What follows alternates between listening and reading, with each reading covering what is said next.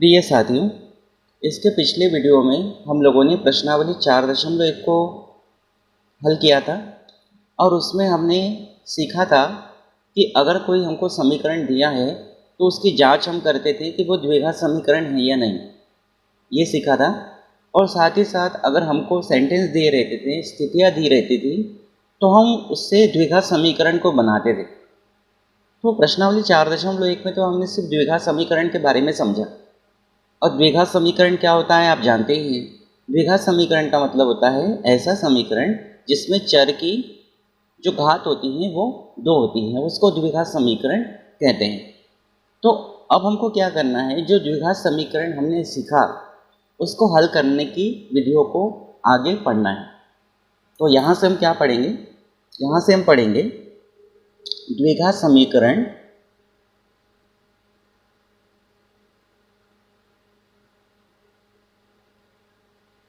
को हल करने की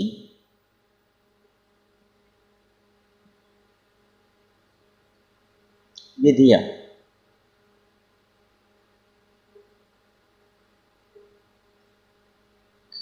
अब द्विघात समीकरण जो होता है, इस द्विघात समीकरण को हल करने की कौन कौन सी विधि हमको पढ़ना है इस चैप्टर में।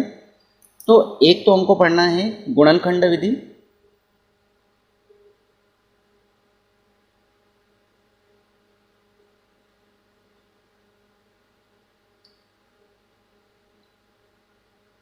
ये विधि एक पढ़ना है हमको, गुणनखंड विधि।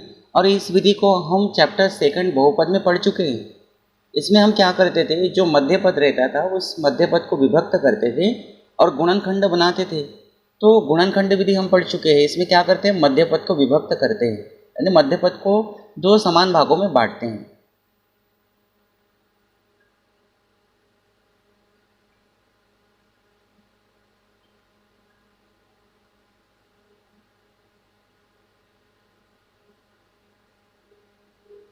दूसरी विधि हम पढ़ेंगे पूर्ण वर्ग विधि। पूर्ण वर्ग विधि, इस विधि में हम क्या करेंगे, जो द्विघात समीकरण हमको दिया रहेगा उस द्विघात समीकरण को हम पूर्ण वर्ग बनाएंगे और पूर्ण वर्ग बनाने के बाद उसको हल करेंगे। तो उस विधि का नाम है पूर्ण वर्ग विधि। और तीसरी हमको जो द्विघात समीकरण को हल करने की विधि पढ़ना है वह है द्विघाती सूत्र है, उसको भी हमको सीखना है। द्विघाती सूत्र, या इसको आप श्रीधराचार्य का सूत्र भी कह सकते हो। और द्विघाती सूत्र जो होता है ये होता है x बराबर -b plus minus under root B square minus 4ac upon 2a। इस फॉर्मूले की मदद से भी हम द्विघात समीकरण को हल कर सकते हैं। तो ये 3 विधियां हमको पढ़ना है इस चैप्टर में, 3 विधियां पढ़ना है। पहली विधि कौन सी है, पहली विधि है गुणनखंड विधि। गुणनखंड विधि में क्या करते हैं, जो मध्य पद होता है उसको मतलब 2 भागों में बांटते हैं, समान नहीं 2 भागों में बांटते हैं और 2 भागों में बांटकर गुणनखंड बना के उसको हल करते हैं। सेकंड पूर्ण वर्ग विधि, इसमें द्विघात समीकरण को पूर्ण वर्ग में परिवर्तित करके उसको हल करते हैं। और तीसरा हमको पढ़ना है द्विघाती सूत्र। द्विघाती सूत्र में हम इस सूत्र की मदद लेंगे, x बराबर -b plus minus under root B square minus 4ac upon 2a। तो हाल फिलहाल जो विधि हमको पढ़ना है उस विधि का नाम है गुणनखंड विधि।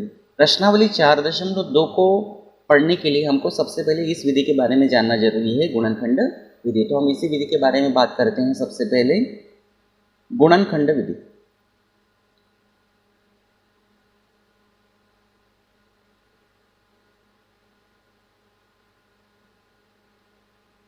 ठीक है, तो ये जो गुणनखंड विधि है, जैसे मान लीजिए हमारे पास कोई द्विघात समीकरण है। द्विघात समीकरण ले लेते हैं कोई एक हाथ।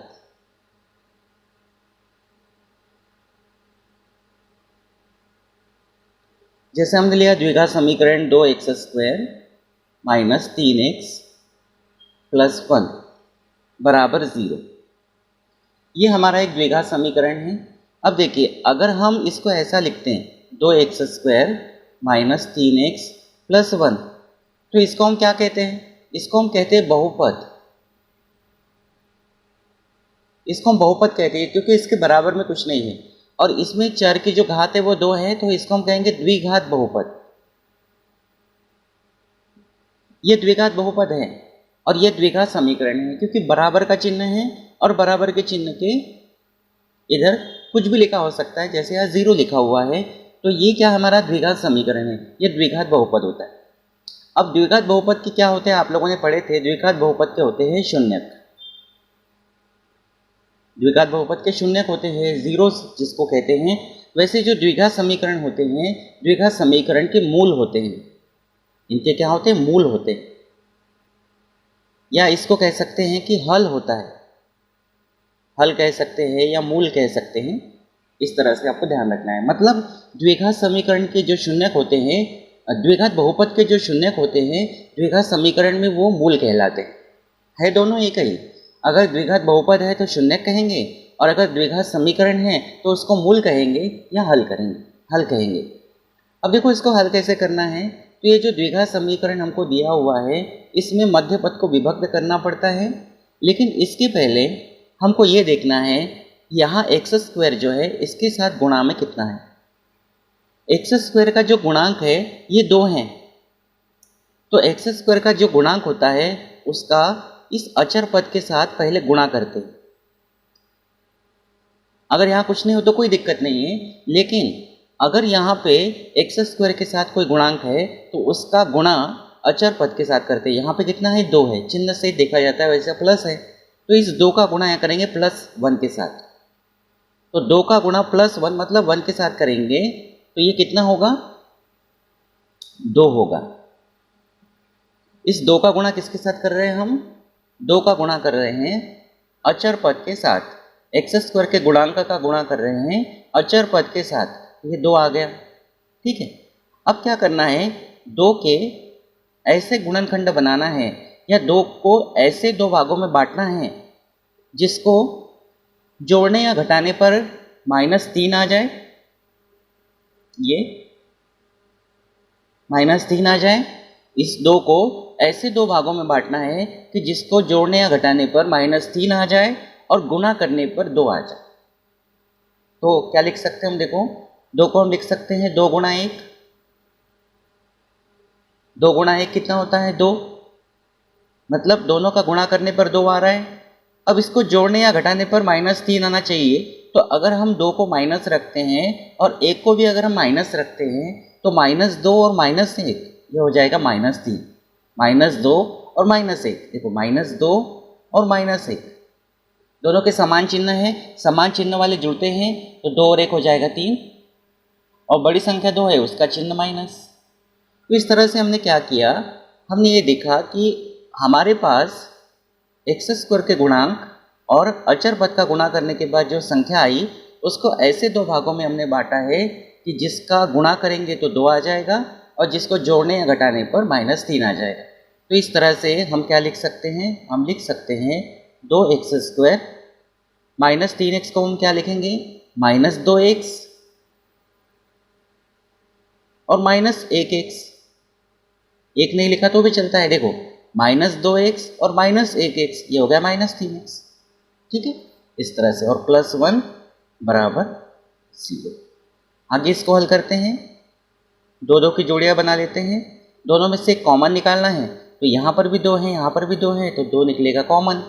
साथ में यहाँ x की घात 2 है और यहाँ x है, तो यहाँ से भी 1x निकल जाएगा और यहाँ से भी 1x निकलेगा, क्योंकि यहाँ 2x है, 1x निकल जाएगा और यहाँ पे भी 1x है, तो 1x निकल गया। अब यहाँ से 2 बाहर आ गया, 1x निकल गया तो 1x बचेगा, माइनस यहाँ से 2x निकल चुका है तो यहाँ कुछ नहीं बचा, मतलब 1 बचेगा। और ऐसा ही कोष्टक हमको यहाँ पे भी मिलना ही चाहिए। तो अब इसको व्यवस्थित करना है, तो यहाँ पे है -1x और यहाँ 1x है। अगर हम -1 का गुणा कर दे कोष्टक में, तो -1 का गुणा x में करेंगे तो -1x और माइनस माइनस हो जाएगा प्लस, 1 का गुणा 1 में करेंगे तो 1 हो जाएगा। या आप ये समझ लीजिए कि दोनों में से -1 को कॉमन निकाल लिया है, यहाँ से -1 कॉमन निकल गया तो यहाँ x बचेगा और ये प्लस का चिन्ह है, तो प्लस का चिन्ह जो होता है ये 2 माइनस के चिन्हों से बना होता है, तो यहाँ से 1 माइनस का चिन्ह निकल गया है तो 1 माइनस का चिन्ह बचेगा। यहाँ से 1 निकल गया फिर भी 1 रहेगा, क्योंकि 1 मतलब 1 गुणा 1 होता है। तो जिस भी तरीके से आप करना चाहो, तो बहुत ध्यान से इसको करना है। लेकिन सबसे पहला काम क्या करना है, आपने सीखा, सबसे पहला काम ये करना है कि जो एक्स स्क्वायर का गुणांक होता है उसका अचर पद के साथ गुणा करना है, और जो भी संख्या आती है उसको ऐसे दो भागों में बांटना है कि जिसको गुणा करने पर यही संख्या आ जाए और जोड़ने या घटाने पर यह मध्य पद आ जाए। ठीक है, इतना करना है। और उसके बाद में पहला पद ये जैसा का वैसा, लास्ट का पद ये जैसा का वैसा रहेगा, और -3x को हम क्या लिखेंगे, -2x और -1x। दोनों में से दो कॉमन है, x भी कॉमन है, तो यहाँ x बचेगा, माइनस यहाँ से 2x निकल गया तो 1 बचेगा। ऐसा ही कोष्टक यहाँ लिख दिया है। अब लिखने के बाद x यहाँ पे है और यहाँ -1x है, तो -1 का गुणा कर दिया, तो ये वापस से मिल जाएगा अपने को। अब यहाँ देखेंगे तो x-1 यहाँ पर भी है, x-1 यहाँ पर भी है, तो ये कोष्टक आ जाएगा कॉमन। तो अब क्या बचेगा, यहाँ बचेगा 2x और यहाँ बचेगा -1 बराबर 0। अब इसको आगे बढ़ाते हैं, तो या तो x-1 बराबर 0 होगा या 2x-1 बराबर 0 होगा। इसको हल करते हैं तो x बराबर -1 इधर जाएगा तो +1, यानी x बराबर 1 हो गया, या इसको लिखेंगे 2x, -1 इधर जाएगा तो 1 हो जाएगा, x बराबर 2 गुणा में है तो ये आ जाएगा बटे में। इस तरह से हम कह सकते हैं कि x बराबर 1 और x बराबर 1/2 ये जो द्विघात समीकरण है, इस द्विघात समीकरण की ये दो हल है। ये दो क्या है, हल है, या ये कह सकते हैं कि ये जो है x बराबर 1 और x बराबर 1/2 इस द्विघात समीकरण के मूल है। क्यों है, क्योंकि x का मान जो 1 मिला है वो इस द्विघात समीकरण को संतुष्ट करेगा, और 1/2 जो मिला है ये भी इस द्विघात समीकरण को संतुष्ट करेगा। हम जांच करके देख सकते हैं। देखिए, तो वापस से द्विघात समीकरण लेते हैं। क्या है हमारा, तो x² - 3x + 1 बराबर 0।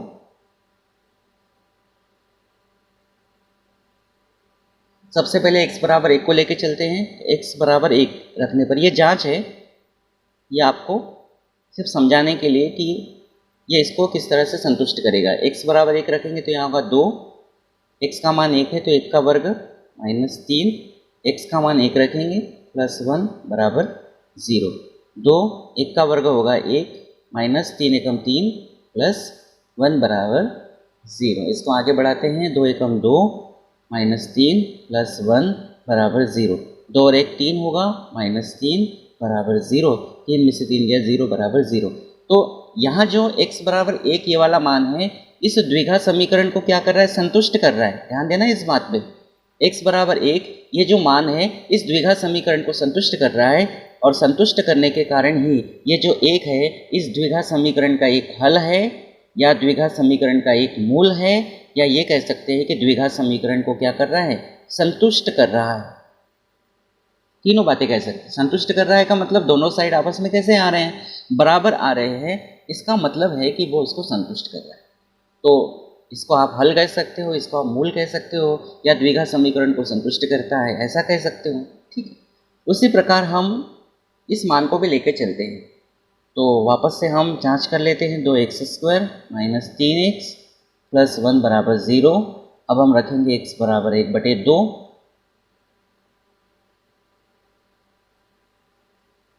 तो यहाँ जाएगा 2, x का मान 1/2 पूरे का वर्ग, -3 x का मान 1/2 +1 बराबर 0। 2 गुणा 1/2, तो 1 का वर्ग 1 और 2 का वर्ग 4, -3 एकम 3 बटे 2 +1 बराबर 0। 2 एकम 2, 2 दूनी 4। तो यहाँ आएगा 1/2 -3/2 +1 बराबर 0। तो यहाँ इसका आप लघुत्तम निकाल सकते हैं। इसके बटे में कुछ नहीं, मतलब 1 है। इसका लघुत्तम आएगा 2। 2 में 2 का भाग देंगे, 1 बार जाएगा, 1 का गुणा ऊपर करेंगे तो 1, माइनस 2 में 2 का भाग देंगे तो 1 बार जाएगा, 1 का गुणा ऊपर करेंगे तो 3, प्लस 2 में 1 का भाग देंगे तो 2 बार जाएगा, 2 का गुणा 1 में करेंगे तो 2 बराबर 0। इसको आगे हम लिखेंगे 2 और 1 3, -3, 2 का 3 गुणा करेंगे तो 2 गुणा 0 या 0 गुणा 2, ये 3 - 3 0 और ये बराबर 0। मतलब x बराबर 1/2 जो है ये भी द्विघात समीकरण का एक हल है या एक मूल है। और द्विघात समीकरण है तो इसके अधिकतम 2 हल या 2 मूल हो सकते हैं। ठीक है, जिस प्रकार से हमने पढ़ा था कि जो द्विघात बहुपद होते हैं उसके अधिकतम 2 शून्य हो सकते हैं, वैसे ही जो द्विघात समीकरण होता है इस द्विघात समीकरण के अधिकतम 2 हल या 2 मूल हो सकते हैं। तो इस तरह से इस विधि को हम गुणनखंड विधि के नाम से जानते हैं, जिसमें हम क्या करते हैं, मध्य पद को विभक्त करते हैं और मध्य पद को विभक्त करके गुणनखंड बनाते हैं और हल को प्राप्त करते हैं। ठीक है, अब हम देखते हैं उदाहरण 3 को। तो आपने इसके पहले ये समझ लिया कि हल या मूल क्या होते हैं, ठीक है, या फिर किस तरह से जो हम हल या मूल निकालते हैं तो द्विघात समीकरण को संतुष्ट करते हैं। और साथ ही साथ आपने ये भी समझ लिया है कि जिस प्रकार से द्विघात बहुपद के शून्यक होते हैं उसी प्रकार जो द्विघात समीकरण होता है वो उसके मूल होते हैं या हल होते हैं। तो हमको यहाँ पे ये जो है ये द्विघात समीकरण है, इसमें चर की घात 2 है, मतलब ये द्विघात है, और समीकरण इसलिए है क्योंकि बराबर की तरफ कुछ लिखा हुआ है। तो द्विघात समीकरण के मूल होते हैं या हल लिखा होता तो भी हम वही बात समझते हैं। तो इसको हल करना है तो हम लिखेंगे, दिया है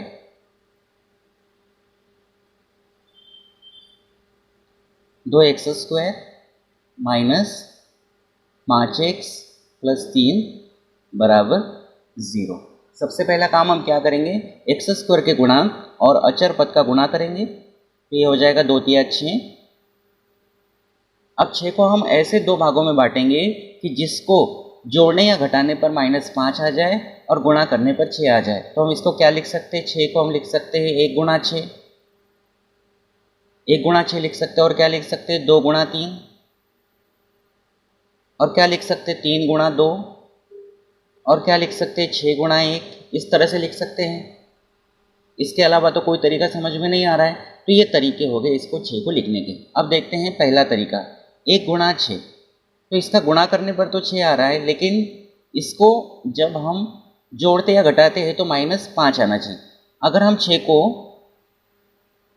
-6 रखें और 1 को अगर +1 रखें तो 6 में से 1 जाएगा तो -5 आ जाएगा।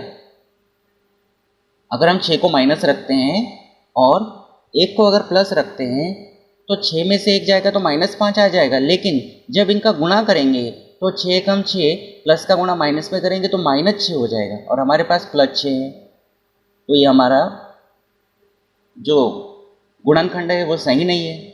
अब इसको देखते हैं, अगर हम 2 को माइनस में रखते हैं, 3 को भी माइनस में रखते हैं तो -2 और -3 ये हो जाएगा -5, और जब -2 और -3 का गुणा करेंगे तो माइनस माइनस प्लस और 2 तिया 6, मतलब ये हमारे काम का।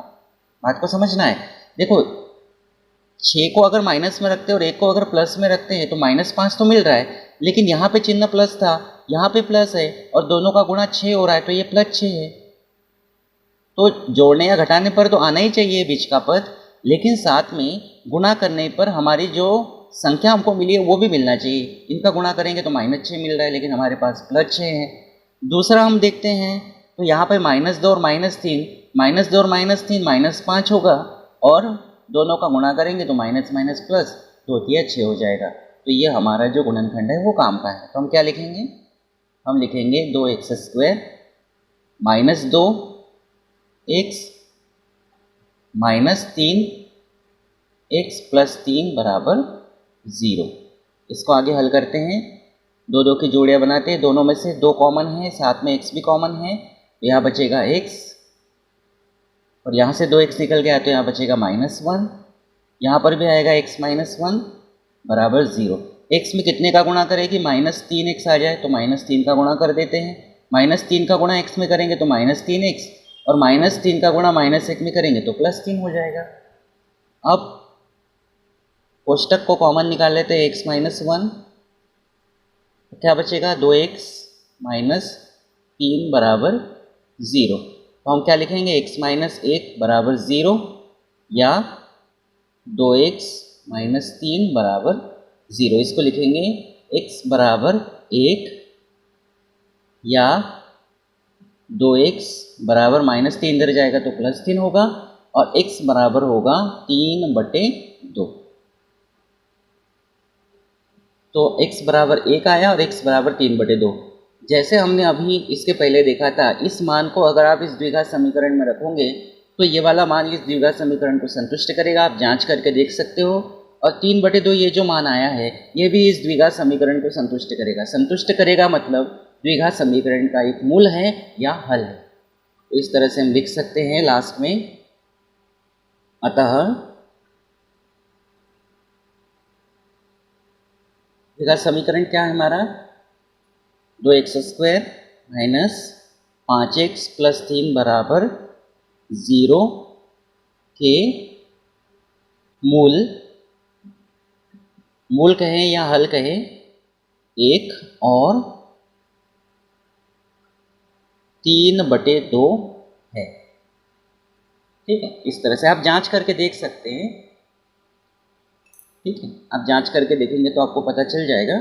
जिस तरह से मैंने अभी एक एग्जाम्पल देके हल करवाया था, आप जांच कर सकते हैं। ठीक, अब हम देखते हैं उदाहरण अगला।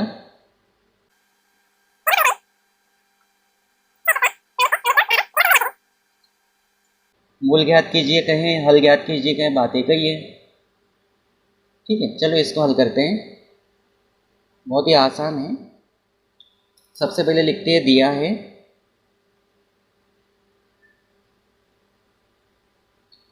6x² माइनस x माइनस 2 बराबर 0।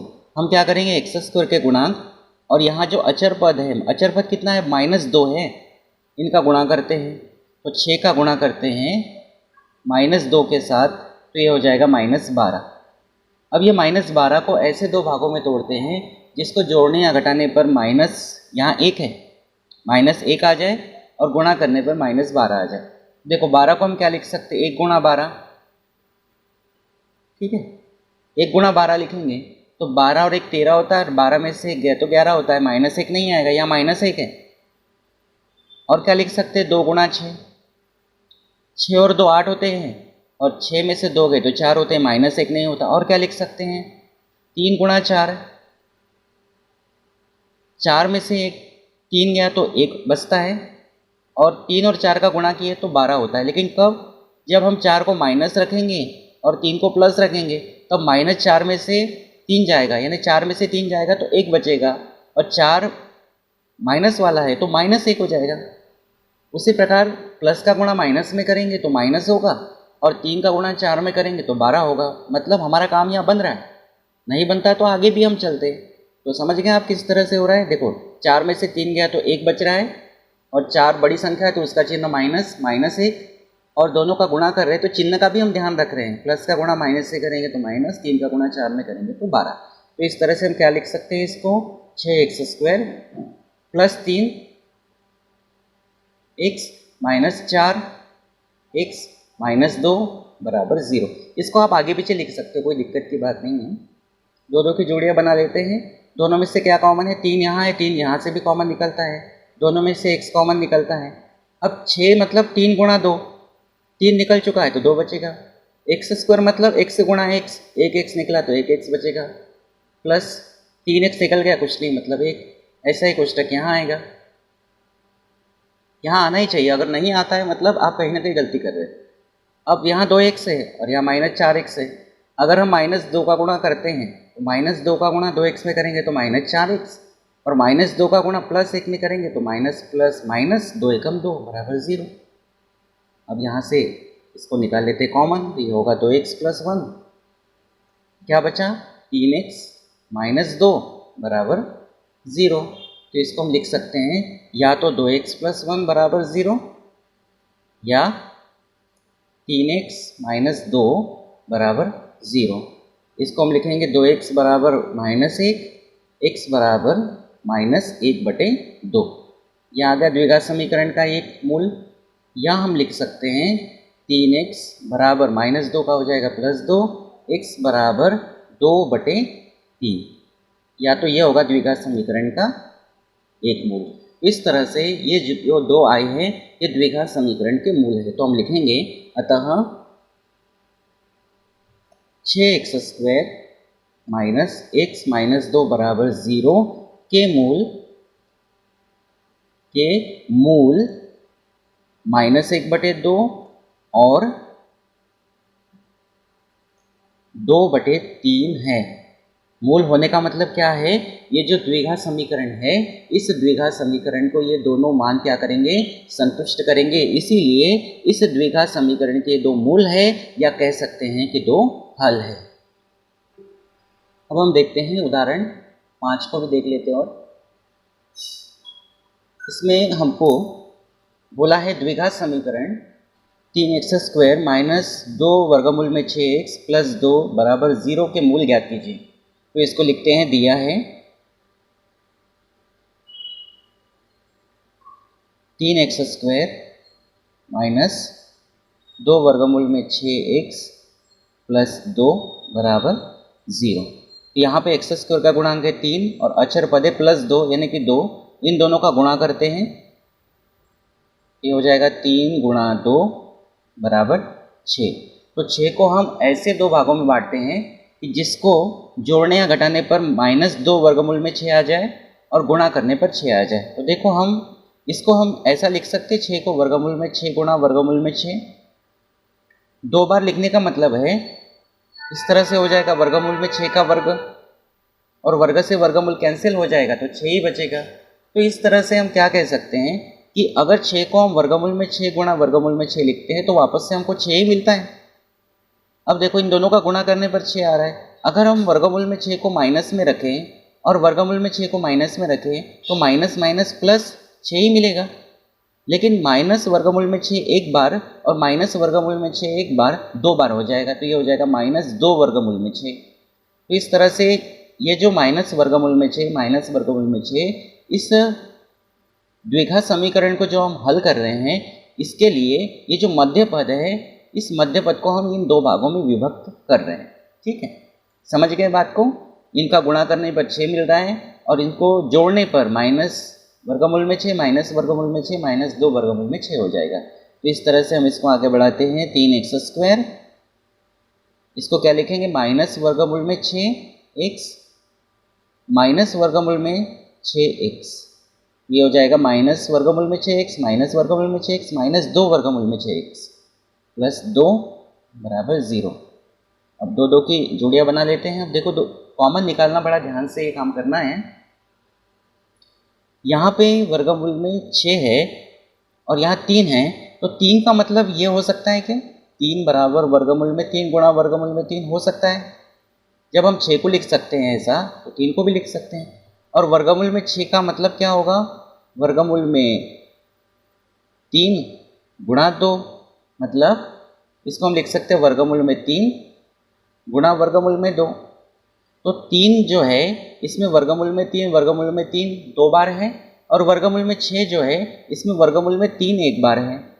तो इन दोनों में से क्या कॉमन निकालेंगे, वर्गमूल में 3 दोनों में से कॉमन निकालेंगे। यहाँ से कॉमन निकालेंगे वर्गमूल में 3 और साथ में x दोनों में है। अब यहाँ से वर्गमूल में 3 निकाल लिया है तो एक वर्गमूल में 3 बचेगा और साथ में क्या बचेगा, x माइनस यहाँ से हमने क्या निकाला, वर्गमूल में 3, तो क्या बचा, वर्गमूल में 2, x निकल चुका है। ठीक है, अब ऐसा ही कोष्टक यहाँ चाहिए, वर्गमूल में 3x माइनस वर्गमूल में 2 बराबर 0। कितने का गुणा करें, तो यहाँ हम गुणा करेंगे माइनस वर्गमूल में 2 का, माइनस वर्गमूल में 2 का गुणा माइनस वर्गमूल में 2 का गुणा वर्गमूल में 3 करेंगे, वर्गमूल में 3 में करेंगे तो वर्गमूल में 2 का गुणा वर्गमूल में 3 में करेंगे तो वर्गमूल में 6 हो जाएगा। और ये माइनस x भी है, माइनस का गुणा माइनस में करेंगे तो प्लस, वर्गमूल में 2 का गुणा करेंगे तो 2 हो जाएगा बराबर 0। तो इस तरह से हम क्या लिखेंगे, इसको कॉमन निकाल लेते हैं। वर्गमूल में 3x माइनस वर्गमूल में 2, क्या बचा, वर्गमूल में 3x माइनस वर्गमूल में 2 बराबर 0। इसको आगे बढ़ाते हैं, हम लिखेंगे वर्गमूल में 3x माइनस वर्गमूल में 2 बराबर 0 या वर्गमूल में 3x माइनस वर्गमूल में 2 बराबर 0। मतलब ये दोनों समान आ रहे हैं, यानी हम ये कह सकते हैं कि द्विघात समीकरण के जो मूल आगे हमको मिलेंगे ना, वो भी समान ही मिलेंगे। तो देखो किस तरह से करेंगे, इसको लिखेंगे वर्गमूल में 3x बराबर वर्गमूल में 2 x बराबर वर्गमूल में 2 बटे वर्गमूल में 3। यहाँ हम इसको ऐसा भी लिख सकते हैं, देखो दोनों वर्गमूल में है तो दोनों को एक साथ लिख सकते हैं, वर्गमूल में 2 बटे 3। या ये भी सेम ऐसे ही होगा, वर्गमूल में 3x बराबर वर्गमूल में 2, या x बराबर वर्गमूल में 2 बटे वर्गमूल में 3, या x बराबर वर्गमूल में 2 बटे 3। मतलब द्विघात समीकरण के जो मूल है वो समान आ रहे हैं, तो हम लिखेंगे अतः 3x² माइनस 2 वर्गमूल में 6x प्लस 2 बराबर 0 के मूल वर्गमूल में 2 बटे 3 और वर्गमूल में 2 बटे 3 है। तो इस तरह से हमने उदाहरण 3, 4 और 5 को यहाँ कंप्लीट कर लिया है। आप प्रश्नावली 4.2 का जो क्वेश्चन नंबर 1 है उसको आप कोशिश करके देखें, और नहीं तो फिर अगले वीडियो में हम उसको लेकर आएंगे। लेकिन अगर आप कोशिश करके देखेंगे ना तो उसमें से आप ये पाएंगे कि क्वेश्चन नंबर 1 में जो 5 क्वेश्चन हैं उसमें से आपसे अधिकतर बन जाएंगे, और नहीं तो फिर अगले वीडियो में हम इसका सॉल्यूशन लेकर आएंगे। अगर आप मेरे चैनल पर पहली बार आए हैं तो चैनल को सब्सक्राइब कर लीजिए, बेल आइकन को प्रेस कर लीजिए। Thank you.